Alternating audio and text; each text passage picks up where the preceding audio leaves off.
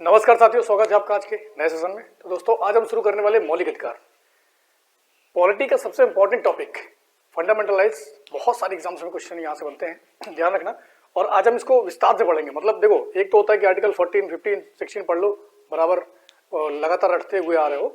लेकिन आजकल का जो एग्जाम का पैटर्न है वो थोड़ा सा अलग है। वो क्या कर रहे हैं, थोड़ा डीपली, मतलब जैसे आर्टिकल 14 में क्या क्या प्रावधान है, अंदरूनी बहुत चीजें दे रहे हैं। तो आज उसी को देखकर हम पढ़ेंगे कि क्या क्या अंदरूनी प्रावधान है और किन की चीज, कौन कौन सी चीजें आर्टिकल्स के अंदर है और कौन कौन सी चीजें उनसे संबंधित है। तो शुरू करते हैं सबसे पहले मौलिक अधिकारों को। तो क्या होते हैं मौलिक अधिकार? अच्छा, मौलिक अधिकार का मतलब होता है एक व्यक्ति का मौलिक अधिकार। अच्छा, राज्य के खिलाफ, राज्य के खिलाफ का मतलब क्या है कि अगर मौलिक अधिकार नहीं होंगे तो सरकारें क्या कर सकती, सरकार हो या कानून कोई भी हो, तो मतलब क्या है, अगर मौलिक अधिकार आपके नहीं तो तानाशाही भी आ सकती है। जैसा कि आप देख सकते हैं बहुत सारे देशों में ऐसा होता रहता है कि जहाँ पर फंडामेंटल राइट्स बड़े तरीके से नहीं देखे जाते हैं, सुने जाते हैं। ठीक है, बहुत सारे देशों में तख्तापलट होता रहता है। लेकिन भारत का संविधान बड़ा जटिल है और मेन चीज है कि अधिकारों को लेकर बहुत ज्यादा जटिल है। ठीक है, तो मौलिक अधिकार, फंडामेंटल राइट। अच्छा, हमने कहाँ से लिए फंडामेंटल राइट, जल्दी से कमेंट करके बताना। और जिस देश से हमने लिया है उससे भी ज्यादा प्रभावशाली जो मौलिक अधिकार है वो हमारे संविधान में विद्यमान है। ठीक है, तो आगे चलते हैं, जल्दी से इसकी चर्चा करते हैं। तो मौलिक अधिकार जो है कौन से भाग में दिए गए, सबसे पहला पॉइंट है कौन से भाग में। तो मौलिक अधिकारों के बारे में व्याख्या भाग 3 में दी गई है। ठीक है, और कौन सी अनुसूची है, तो ये आते हैं आपके अनुच्छेद जो है। तो अनुच्छेद जो है वो 12 से 35, तो अनुच्छेद 12 से लेकर 35 तक मौलिक अधिकारों के बारे में प्रावधान दिया गया है। ठीक है, समझेंगे। दूसरा पॉइंट क्या है कि संविधान का मैग्ना कार्टा है। बहुत सारे एग्जाम्स में डायरेक्ट क्वेश्चन पूछा जाता है कि बताइए संविधान का मैग्ना कार्टा किसे कहा जाता है। तो संविधान का मैग्ना कार्टा कहा जाता है मौलिक अधिकारों को। ध्यान रखना कि मैग्ना कार्टा मतलब कर्ता धर्ता जो भी है सब कुछ, अगर संविधान के अंदर, वो मौलिक अधिकारों के बिना आप नहीं देख सकते हैं संविधान को। ठीक है, तो संविधान का मैग्ना कार्टा किसे कहा जाता है, ये कहा जाता है मौलिक अधिकारों को। अच्छा, अगला पॉइंट बहुत ज्यादा एग्जाम में पूछा जाता है कि क्या ये न्यायोचित है या गैर न्यायोचित है। तो ये जो है वो न्यायोचित है अगर इनका उल्लंघन होता है। अगर मौलिक अधिकारों का उल्लंघन होता है, राज्य कोई उल्लंघन करता है या आपके मौलिक अधिकार आपको प्रॉपर तरीके से निर्वाह नहीं किए, मतलब आप कर नहीं पा रहे हैं, तो क्या ये न्यायोचित है, आप इसके खिलाफ कोर्ट जा सकते हैं, बिल्कुल जा सकते हैं।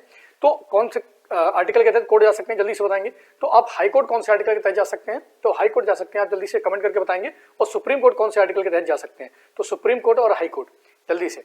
तो हाई कोर्ट और सुप्रीम कोर्ट, आप अपने मौलिक, अगर आपके मौलिक अधिकारों का उल्लंघन होता है तो आप हाई कोर्ट और सुप्रीम कोर्ट जा सकते हैं। चलो मैं बता दे रहा हूँ, सुप्रीम कोर्ट जो है आर्टिकल 32 के तहत जा सकते हैं और हाई कोर्ट जो है वो आर्टिकल 226 के तहत जा सकते हैं। ठीक है, तो आर्टिकल 226 कहता है कि आपके अगर मौलिक अधिकारों का उल्लंघन हो रहा है तो आप हाई कोर्ट जा सकते हैं। और सुप्रीम कोर्ट में क्या है कि अगर सुप्रीम कोर्ट किस आर्टिकल के तहत, 32 के तहत, ठीक है, तो कहाँ जा सकते हैं, सुप्रीम कोर्ट। आगे बात करते हैं, क्या ये स्थायी है, बहुत सारे एग्जाम्स में क्वेश्चन आता है, क्या मौलिक अधिकार स्थायी है। तो ये स्थायी नहीं है। तो क्या है, ये स्थायी नहीं है। बहुत सारे बच्चे समझते हैं कि स्थायी है, नहीं, स्थायी नहीं है, ये अस्थायी है। ठीक है, क्या इनको, क्योंकि संसद चाहे, पार्लियामेंट चाहे तो इन्हें समय पर इनमें कम बढ़ा सकती है, कम कर सकती है। ठीक है, ध्यान रखना इस चीज को। तो जैसे कि हमें पता है कि पहले 7 थे अधिकार, अब 6 कर दिए गए हैं। तो एक अधिकार को हटा दिया गया है, संपत्ति के अधिकार को। किसको हटा दिया गया है, संपत्ति के अधिकार को। तो संपत्ति के अधिकार को हटा दिया गया है। अब संपत्ति के अधिकार को हटा दिया गया, कौन से संविधान संशोधन के द्वारा हटाया गया, जल्दी से कमेंट करके बताना कौन से संविधान संशोधन के द्वारा इसको हटा दिया गया। एक तो मुझे संशोधन बताना, संशोधन, चलो मैं बता दे रहा हूँ कौन सा संविधान संशोधन, जल्दी बताएंगे, आप लोग बताएंगे। ठीक है, और कौन से आर्टिकल में इसको डाला गया है, और ये संपत्ति का अधिकार कौन सा अधिकार बन गया है। सारे लोगों ने पढ़ रखा होगा इसके बारे में, तो बताना जल्दी कि संपत्ति का अधिकार अब क्या बन गया है। पहले ये मौलिक अधिकार था, अब इसको हटाकर क्या कर दिया गया है, अब इसको हटाकर क्या कर दिया गया, जल्दी से बताएंगे, कानूनी अधिकार कर दिया गया है। तो ये स्थायी नहीं है, ये स्थायी है, अस्थायी है। तो संसद चाहे, पार्लियामेंट चाहे, इसमें कम और ज्यादा कर सकती है। ठीक है, लेकिन मूल ढांचे को नुकसान पहुंचाए बिना। ठीक, अब बात करते हैं आर्टिकल 12। तो आर्टिकल 12 क्या है, तो आर्टिकल 12, अनुच्छेद 12 क्या है, तो उसमें राज्य की परिभाषा दी गई है। राज्य की परिभाषा का मतलब क्या है, केंद्र के बारे में, राज्य के बारे में। ठीक है, तो राज्य के बारे में दिया गया है, केंद्र के बारे में दिया गया है, संरक्षणों के बारे में दिया गया है उसमें। तो उसमें राज्य की परिभाषा दी गई है, इसमें ज्यादा कुछ नहीं पढ़ना है। आगे चलते हैं आर्टिकल 13 के बारे में। तो आर्टिकल 13 क्या कहता है, आर्टिकल 13 कहता है न्यायिक समीक्षा योग। अच्छा, न्यायिक समीक्षा योग का मतलब क्या है कि अगर आपके मौलिक अधिकारों का उल्लंघन हो रहा है तो इसके खिलाफ आप कहां अपील करेंगे, तो इसके खिलाफ आप करेंगे, कहां अपील करेंगे, तो आप कोर्ट में अपील करेंगे। तो न्यायिक समीक्षा योग, तो आप इनकी न्यायिक समीक्षा हो सकती है। आर्टिकल कौन सा है, जल्दी से बताएंगे, आर्टिकल 32 और आर्टिकल 226 के तहत हाई कोर्ट और सुप्रीम कोर्ट आप जा सकते हैं। ठीक, तो आर्टिकल 13 समझ में आ गया कि न्यायिक समीक्षा योग कि अगर आपके मौलिक अधिकारों का उल्लंघन हो रहा है तो आप कोर्ट जा सकते हैं। आर्टिकल 12 में क्या है कि राज्य की परिभाषा दी गई, संघ की, राज्य की। ठीक है, अब आ जाते हैं आर्टिकल 14, बहुत इंपॉर्टेंट है ये, समानता का अधिकार। मतलब समानता के अधिकार का मतलब क्या है कि विधि के समक्ष समानता। तो विधि के समक्ष समानता का मतलब क्या है कि कानून के सामने सब बराबर है, चाहे वो छोटा हो, चाहे बड़ा हो, चाहे गरीब हो, चाहे अमीर हो, चाहे किसी भी प्रकार का इंसान हो, कानून के समक्ष सभी इंसान बराबर हैं, ठीक है, इस चीज को ध्यान रखना है। तो यहाँ पर किसी को भी छोटा बड़ा ऊंचा नीचा नहीं समझा जाएगा। अगर कानून के लिए कोई भी आता है कानून मतलब, तो उसके लिए क्या होगा, उसके लिए प्रत्यक्ष तरीके से क्या होगा, समानता बढ़ती जाएगी, ठीक है, ध्यान रखना इस चीज को कि आर्टिकल 14 कहता है विधि के समक्ष समता, कि कानून के लिए सब समान है, चाहे बड़ा हो चाहे छोटा हो, चाहे अमीर हो चाहे गरीब हो। अच्छा, इसमें अपवाद है। अब देखो एग्जाम का जो पैटर्न है वो थोड़ा सा बदला हुआ है, तो वो क्या कर रहे हैं, थोड़े से डीपली पॉइंट पूछते हैं कि क्या आर्टिकल 14 में कोई अपवाद है। अब अपवाद है तो कौन से अपवाद हैं, ये थोड़े से देखते हैं। तो आर्टिकल 361, ध्यान रखना, आर्टिकल 361 आर्टिकल 14 की काट करता है। ध्यान रखना क्या काट करता है, कि राष्ट्रपति और राज्यपाल को लेकर है। ये क्या है कि अगर जो राष्ट्रपति हैं और राज्यपाल हैं ये अपने पद पर बने जब तक हैं, तो ये अपने कार्य के लिए कभी भी क्या नहीं कर सकते हैं, इनको जेल वेल नहीं पहुंचाया जा सकता है। सिंपल भाषा में समझो, इनके खिलाफ कानूनी कार्रवाई नहीं की जा सकती है, ठीक है, नहीं की जाती है। तो इनको आर्टिकल 14 से थोड़ी राहत मिलती है, यही अपवाद है। एग्जाम में आता है कि आर्टिकल 14 में राष्ट्रपति और राज्यपाल को क्या अपवाद दिए गए हैं, तो आर्टिकल 361, इस चीज को ध्यान रखना।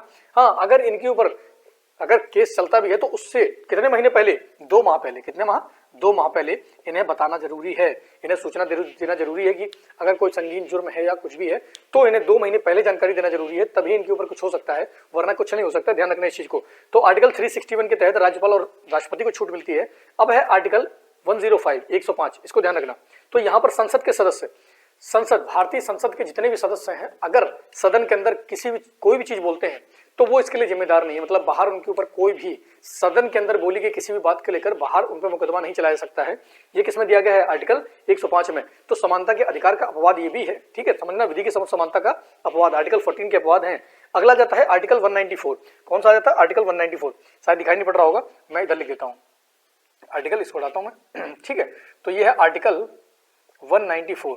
अब ये किसको छूट देता है, ये देता है राज्य विधानमंडल को, मतलब राज्य विधानमंडल। तो राज्यों की जो विधानसभाएं हैं और जहां पर विधान परिषद है, उसके अंदर बोला गया सदस्य के द्वारा कोई भी वक्तव्य, कोई भी बात, उसको आप बाहर एज अ मुकदमा नहीं करा सकते, ठीक है, ध्यान रखना इस चीज को। तो इनको भी क्या है, एक्सेप्शन है, तो ध्यान रखना है। आर्टिकल 361 किसको देता है, राष्ट्रपति राज्यपाल को। आर्टिकल 105 छूट किसको दे रहा है, संसद सदस्यों को। और आर्टिकल 194 किसको दे रहा है, राज्य विधानमंडल के सदस्यों को। तो आर्टिकल 14 हमें यह पता है कि विधि के समक्ष समानता ये सबके लिए है, लेकिन कुछ विशेष लोग हैं जिनको छूट दी गई है, तो इसलिए अपवाद एग्जाम में आजकल बहुत डाल रहे हैं लोग, तो अपवाद पे बहुत ज्यादा ध्यान रखना है, ठीक है। तो विधि की समक्ष समानता। अब बात करते हैं हम आर्टिकल 15 की। तो आर्टिकल 15 क्या कहता है, आर्टिकल 15 कहता है कि लिंग, वंश, जाति, धर्म हो गया, धर्म क्या, धर्म पर विभेद नहीं हो सकता, हिंदू मुस्लिम सिख ईसाई है, विभेद नहीं किया जाएगा, ठीक है, सबको समान माना जाएगा।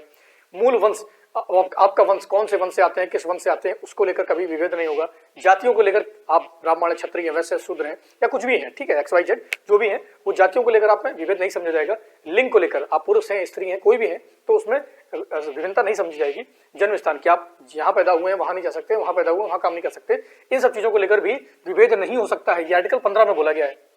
अच्छा, होता क्या है ना, होता ये है कि अभी से पहले क्या होता था, बहुत सारे, अब तो खैर इस पर बहुत ज्यादा कंट्रोल हो गया है कि जैसे दुकान हो गई, तो एक स्पेशल चीज यहाँ पर दी गई है, जैसे दुकान हो गई, आपकी दुकान हो गए, सार्वजनिक भोजनालय हो गए, तो यहाँ पर क्या होता है कि लोगों को आप रोक नहीं सकते, धर्म, लिंग, वंश, जाति के आधार पर रोक नहीं सकते। ऐसा नहीं कर सकते कि ये रेस्टोरेंट इसके लिए, अभी हाल के दिनों में कुछ मामले आए थे कुछ तो बड़े मेट्रो सिटी से निकलकर कि विशेष परिधान पहने हुए लोग अंदर नहीं जा पा रहे थे, तो मतलब उनका अपना ट्रेडिशन ड्रेस है तो उनको पहन के अंदर नहीं घुसने दिया गया, तो इसके खिलाफ कार्रवाई की गई थी, ठीक है।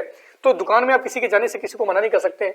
सार्वजनिक भोजनालय में ऐसा नहीं है कि यहाँ पर केवल बड़े लोग या छोटे लोग अलाउ हैं, तो इस तरीके से सार्वजनिक भोजनालय जो है वहां पर जाने से आप किसी को मना नहीं कर सकते हैं। तालाबों से पानी निकालने में ऐसा आदिवासी क्षेत्रों में बहुत ज्यादा होता है कि अभी अब तो खैर बहुत कम हो गया है, तो तालाब से पानी पहले अलग वर्ग निकालता था, उसके बाद कुछ अलग वर्ग निकाल सकते थे पानी वहां से, ठीक है, लगातार एक साथ नहीं निकाल सकते, ठीक है। तो तालाबों में पानी नहीं निकाल सकते हैं आप। अच्छा, मैं भी एक बार गया था, तो मैंने भी एक चीज, इन सब चीजों को मध्य प्रदेश में देखा, आदिवासी थोड़े से इलाके रहे, तो मैंने देखा यहाँ पर, वहां पर क्या था कि लोगों का पानी जो निकालना था, बहुत समय पहले की बात है, अब तो खैर नहीं है, 10-15 साल पहले की बात थी ये, तो वहां पर पानी के लिए अलग अलग लाइन लगा करती थी, ठीक है। पानी के लिए अलग अलग लाइन क्या है कि पहले कुछ वर्ग के लोग निकाल लेंगे, उसके बाद अलग वर्ग के लोग निकालेंगे, तो ऐसी विभिन्नताएं वहां पर थी, लेकिन अब नहीं है। खैर इस चीज को बहुत ज्यादा कंट्रोल किया गया सरकारों द्वारा, ठीक है। तो तालाबों से, कुओं से और घाटों से कोई भी ऐसा वर्ग नहीं है, ऐसा कोई व्यक्ति नहीं है जो इसके खिलाफत में जाए, ठीक है। ध्यान रखना कि कोई तालाब में नहा नहीं सकता, आप ये नहीं कर सकते, वो नहीं कर सकते, रोक टोक नहीं है, सबको समानता का अधिकार हमारा संविधान देता है, ठीक है। हाँ, ये जरूर है कि भारत को इन सब चीजों में ढलने में थोड़ा समय लगा, थोड़ा समय लग गया, ठीक है, लेकिन आज हम उस परिस्थिति में पहुंच गए हैं कि काम लगभग हो चुका है, बस थोड़ा बहुत इधर उधर इक्का दुक्का बचा होगा, लेकिन लगभग इस चीज पर कंट्रोल कर लिया गया है। आगे हम बात करते हैं इसी को लेकर कि जब ऐसी चीजें आ रही थी कि जब जो निचला तबका है उसको अपर में कैसे लाना है, बराबर में कैसे बैठाना है, तो उसके लिए क्या किया गया कि 93 संविधान संशोधन, 93rd संविधान संशोधन, इसको ध्यान रखना 2005, 93 संविधान संशोधन किया गया 2005 में। तो उसके बाद सरकार ने क्या किया कि केंद्रीय शैक्षणिक संस्थान अधिनियम 2006 पारित किया। तो एक एक्ट आया था, ये एग्जाम में बहुत ज्यादा पूछा जाता है कि शैक्षणिक संस्थान अधिनियम जो है ये एक्ट कब आया था, 2006 में आया था, इसको ध्यान रखेंगे, ठीक है। अब उसके लिए क्या किया गया, जो पिछड़े लोग हैं तो पिछड़े लोगों को बराबर दर्जा देने के लिए, मतलब पिछड़े लोगों को लगभग बराबर अधिकार देने के लिए सरकार ने 27 पिछड़े वर्गों को 27 सीटों का आवंटन किया, किसमें, आईआईटी और आईएमएम में। ध्यान रखना, बड़े बड़े जो संस्थान है भारत के, आईआईटी वगैरह, आईएमएम में, तो वहां पर 27% का उन्होंने क्या किया कि कोटा दिया कि आप पिछड़े वर्गों के लिए यहाँ पर कोटा रहेगा, ठीक है, ध्यान रखना। 27 सीटों का रखा था इन्होंने, इसे ध्यान रखेंगे, एग्जाम में बहुत आता है। और दूसरा क्या किया गया कि अब ये बताओ कि पिछड़े वर्ग का आदमी है कौन, मतलब गरीब है कौन। तो उसके लिए सरकार सुप्रीम कोर्ट में ये मामला गया, तो सुप्रीम कोर्ट ने सन 2008 में एक फैसला सुनाया, मान्यता दे दी इस चीज को कि ठीक है आपने संशोधन कर दिया है, कुछ सीटें आपने आईआईटी आईएमएम में पिछड़े वर्गों को दे दी है, लेकिन एक चीज ध्यान रखना है, इसमें आपको एक लेयर बनानी पड़ेगी। क्या लेयर बनानी पड़ेगी, क्रीमी लेयर। अच्छा, क्रीमी लेयर का मतलब क्या है कि जो लोग सक्षम हैं वो इसमें ना जाए, मतलब क्रीमी लेयर का जो सिद्धांत आया वो यहीं से आया। तो क्रीमी लेयर क्या है, तो सुप्रीम कोर्ट ने बोला सरकार से कि आप क्रीमी लेयर का गठन करें, ठीक है, क्रीमी लेयर के सिद्धांत का गठन करें कि जो काबिल हैं वो इसका फायदा ना उठा पाए, गलत तरीके से फायदा ना उठा पाए, जो गरीब है वही पहुंचे, जो पिछड़ा हुआ वही पहुंचे, ठीक है। तो यहाँ पर सरकार ने क्रीमी लेयर का गठन किया। अच्छा, तो क्रीमी लेयर इस समय, क्रीमी लेयर का मतलब क्या हो, मालदार पर्सन, मतलब देखो जैसे ग्रुप ए के जो अधिकारी वगैरह होते हैं, गैजेटेड ऑफिसर्स वगैरह होते हैं, तो उनके बच्चे हैं, आप चाहे पिछड़े वर्ग से हो चाहे सामान्य वर्ग से हो, किसी वर्ग से हो, तो आपको वहां पर आरक्षण नहीं मिलेगा, ठीक है, ध्यान रखना इस चीज को। तो यही पर क्या हुआ कि बाद में सरकार ने क्रीमी लेयर का गठन किया, और इस समय जो क्रीमी लेयर की जो इनका मतलब पैसा है, क्रीमी लेयर आप कितने से कम में आपको क्रीमी लेयर माना जाएगा, कितने से नहीं माना जाएगा, तो 8 लाख है। तो आज क्या है 8 लाख, पहले कितना था 6 लाख। तो सन 2017 में क्रीमी लेयर की जो एक मतलब आप बोल सकते हैं कि 6 लाख था पहले, अब इसको 8 लाख कर दिया गया है। मतलब समय के साथ क्या है कि इनकम बढ़ती रहती है, तो इसी को लेकर क्या किया गया कि अब जो 6 लाख पहले 2017 से पहले जो 6 लाख कमाते थे वो 6 लाख से कम कमाते थे, वो नॉन क्रीमी लेयर के थे। आज जो 8 लाख से कम कमाते हैं वो नॉन क्रीमी लेयर। 8 लाख एक पैमाना सेट कर दिया गया कि 8 लाख और 8 लाख से ऊपर कमाने वाले ये क्या है, ये क्रीमी लेयर में आते हैं, तो इनको आरक्षण का फायदा नहीं मिलेगा। तो इस प्रकार से सरकार ने आर्टिकल 15 का पूरी तरीके से बढ़िया तरीके से यूज किया और इसके ऊपर काम किया, ठीक है। तो अब क्या है कि सबको लगातार समानता मिल सके, और बहुत सबको विधि के समझ समानता मिल सके, न्यायिक समीक्षा। तो ये बहुत ज्यादा इंपॉर्टेंट टॉपिक्स हैं, एग्जाम ओरिएंटेड है, एग्जाम में बहुत सारी चीजें पूछी जाती हैं। डेली कुछ नहीं करना, हम लोग 10 मिनट पढ़ेंगे, 10 मिनट से ज्यादा नहीं पढ़ना है, और बस इनको लगातार रिवीजन करते रहो। जो डीपली चीजें होती है ये एग्जाम में बहुत ज्यादा पूछते हैं, तो ध्यान रखो, इसी तरीके से लगातार पढ़ते रहो। फिर अगला सेशन आगे हम पढ़ेंगे, ठीक है। तो लगातार मेहनत करो, लगातार वीडियो देखो इसको, और लगातार कंठस्थ करते रहो सारी चीजों को, और मेहनत बहुत ज्यादा करते रहो, ठीक है। तो आज के लिए इतना ही बहुत है। जय हिंद।